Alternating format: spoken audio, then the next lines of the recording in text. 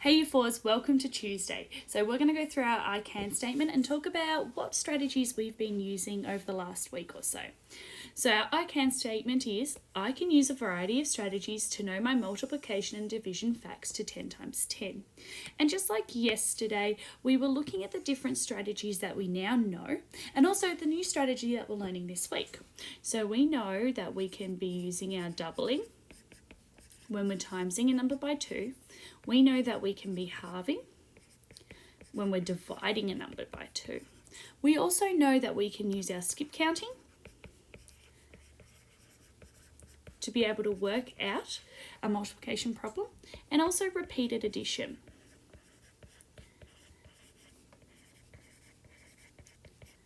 Okay.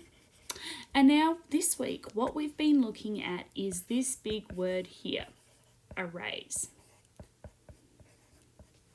And remember, an array shows us, using a visual, what a multiplication problem looks like, the area of a multiplication problem, and can also help us understand and look at division as well. So what we're going to do is we're going to look at our 6 times tables and how this can help us with understanding our 6 times tables and using that times 3 double strategy. Just like yesterday, I've got a poster up here to remind us what exactly we need to be looking at for when we are timesing a number by 6. So it says here, multiplying by 6. Build on what you know or double the related 3's fact. So we know that if we times anything by 3 and double that answer, we will get the answer for anything times by 6. So if we know our 3 times tables, we should be really good at our 6 times tables because we know we just need to double our 3. So today I'm going to take one of our multiplication facts like we have down here, and I'm going to show you what an array looks like again so we can continue to practice. So I'm actually going to choose, I'm going to do 6 times 4 today. That looks like a good fit number for me.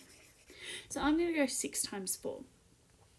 A reminder, I want to know, what do we usually use an array?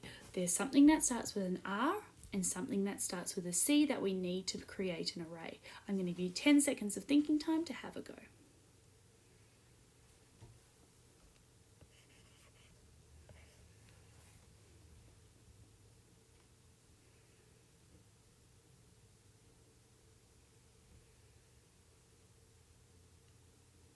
Okay, who can tell me what the word is that we need in an array that starts with R?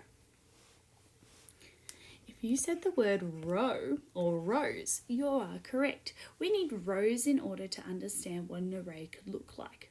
Now, what's the other thing that we need? If you said the word column or columns, you are also correct. Good job. So remember, rows go horizontal and columns go vertical. So rows go from left to right or right to left, and columns go up, down, or down to up. So that's the difference between rows and columns. And I'm going to be using my 6 times 4 equals 24 to work out whether or not this is true or false. I'm going to choose to have 6 rows and 4 columns today. Whoopsies. So I've got 6 rows or 4 columns. So I'm going to draw my array here. 1, 2, 3, 4, 5, 6. So I know I need 6 rows, so they're going to be going across. And I'm going to be doing 4 columns. So I've done 1, I need 3 more.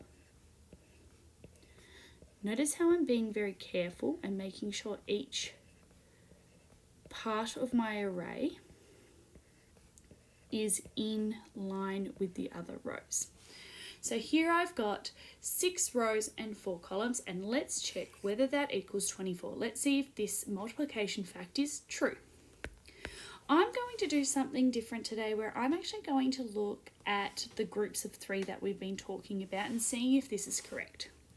So 1, 2, 3, 4, 5, 6, 7, 8. I know that 3 times 4 is 12. So I should have 12 in here. So 1, 2, 3, 4, 5, 6, 7, 8, 9, 10, 11, 12. So I have 12 here. It means that 3 times 4 is 12, and I should be able to double this number, which means there should be 12 on the top. 1, 2, 3, 4, 5, 6, 7, 8, 9, 10, 11, 12. So 12 plus 12 is 24. Wow, I just worked out the answer using an array, and I worked out that this is correct. This is true.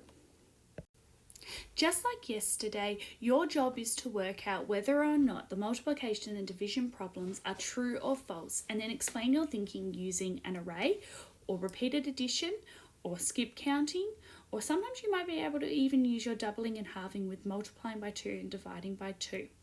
I want you to go onto Seesaw and I want you to have a go. And remember that you need to also explain your thinking using the microphone button.